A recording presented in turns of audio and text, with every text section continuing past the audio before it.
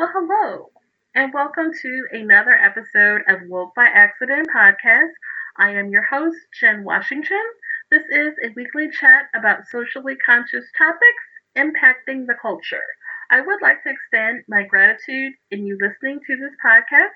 It means everything to me, and I hope it is clear that this subject matter is so important to me. I care about our people, our future, and making a positive change in this nation. Welcome, guys, to another episode of Woke by Accident podcast.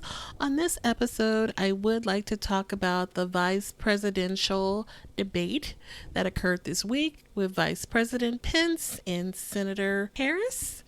We will talk about Breonna Taylor's case, and we will talk about protecting Black women. There was an incident with the rapper Megan Thee Stallion and Tory Lanez and how that relates to protecting Black women. On this past Wednesday, Vice President Mike Pence and Senator Kamala Harris went toe-to-toe at the University of Utah in Salt Lake City for the vice presidential debate.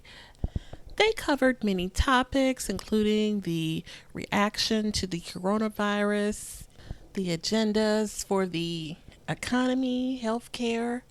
The moderator even asked a question about their feelings on whether Breonna Taylor received justice in that particular case. This was probably my favorite part of the debate, so let's take a listen at how the candidates responded. In March, Breonna Taylor, a 26-year-old emergency room technician in Louisville, was shot and killed after police officers executing a search warrant in a narcotics investigation broke into her apartment.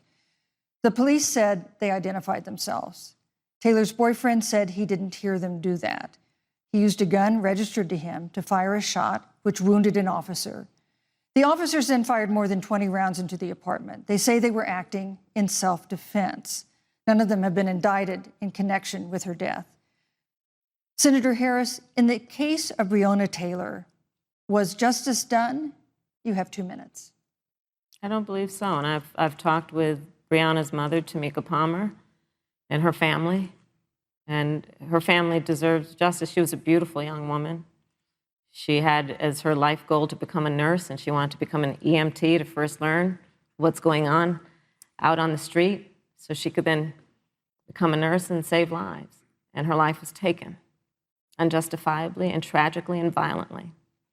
And it brings me to, the 8 minutes and 46 seconds that America witnessed, during which an American man was tortured and killed under the knee of an armed, uniformed police officer. And people around our country of every race, of every age, of every gender, perfect strangers to each other, marched shoulder to shoulder, arm in arm, fighting for us to finally achieve that ideal of equal justice under law. And I was a part of those peaceful protests. And I believe strongly that, first of all, we are never going to condone violence, but we always must fight for the values that we hold dear, including the fight to achieve our ideals. And that's why Joe Biden and I have said on this subject, look, and I'm a former career prosecutor. I know what I'm talking about. Bad cops are bad for good cops. We need reform of our policing in America and our criminal justice system, which is why Joe and I will immediately ban chokeholds and carotid holds. George Floyd would be alive today if we did that. We will require a national registry for police officers who break the law. We will, on the issue of criminal justice reform, get rid of private prisons and cash bail, and we will decriminalize marijuana, and we will expunge the records of those who have been convicted of marijuana. This is a time for leadership on a tragic issue of unarmed Black people in America who have been killed. Thank you, Senator Harris. I thought it was dope how she used that moment to incorporate George Floyd and the need for police reform, that she participated in peaceful protest herself, and the importance of doing that. And in talking about the police reform, she specifically called out banning the chokehold, banning the carotid hold. If we remember the case of Elijah McClain, he was placed in a carotid hold that ended his life. And so, how powerful was it to use that few little moments to incorporate that message? That was huge. That's the message that African Americans want to hear and need to hear from our leaders. We want to know that our lives are important. We are out here saying Black Lives Matter for a reason. Now let's look at Vice President Pence's response to that same question about Breonna Taylor and if they felt justice was served. Vice President Pence, let me pose the same question to you. In the case of Breonna Taylor, was justice done? You have 2 minutes, uninterrupted. Well, our heart breaks for the loss of any innocent American life. And the family of Breonna Taylor has our sympathies. But I trust our justice system, a grand jury that refused the evidence.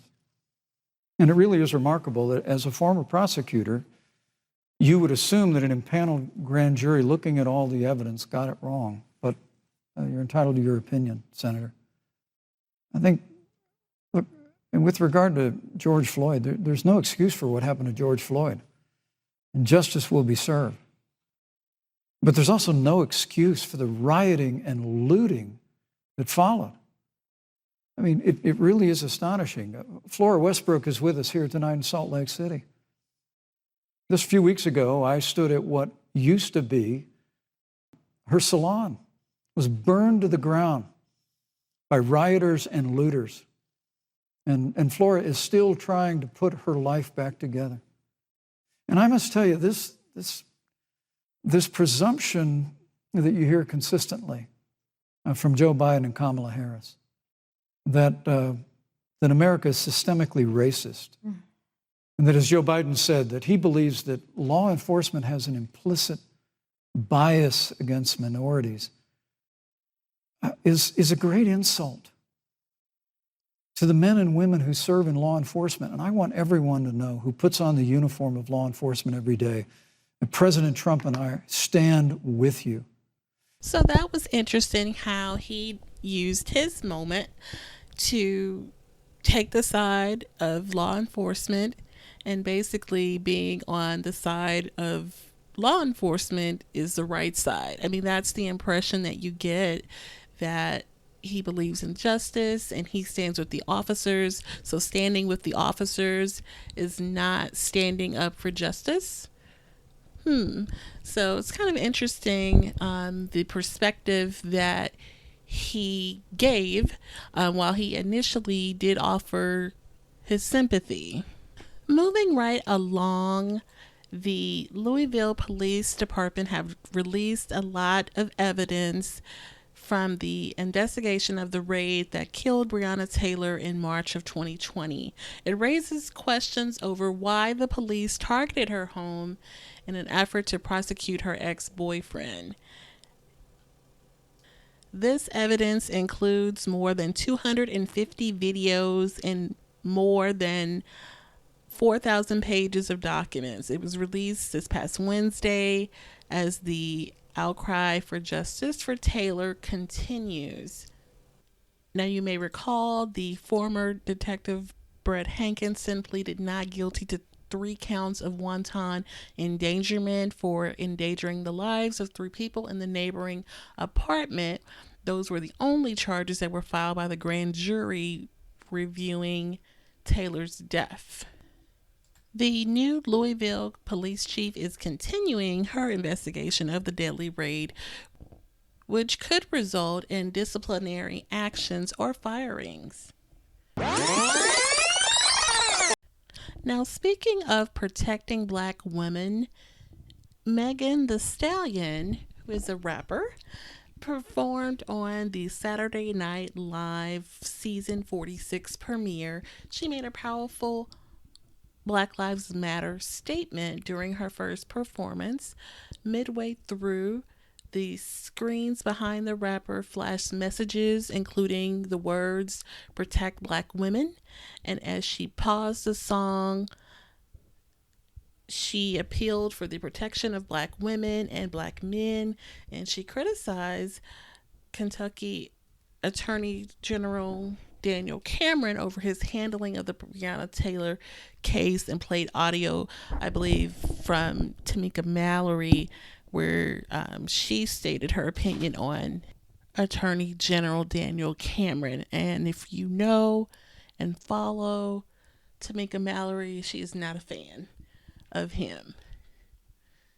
So kudos to Megan Thee Stallion for taking this stand. So at this time, we're going to go ahead and conclude this episode. I would again like to thank you for listening to Woke by Accident, and we would also like to invite you to follow us on our social media. On Instagram, it is Woke by Accident Podcast, and on Twitter, it is Woke by. Again, we are available on all the platforms for podcasts. Please subscribe, rate, share, like, tell a friend. We do appreciate the feedback and the support. And every time you listen, we greatly appreciate it. Thanks again and take care.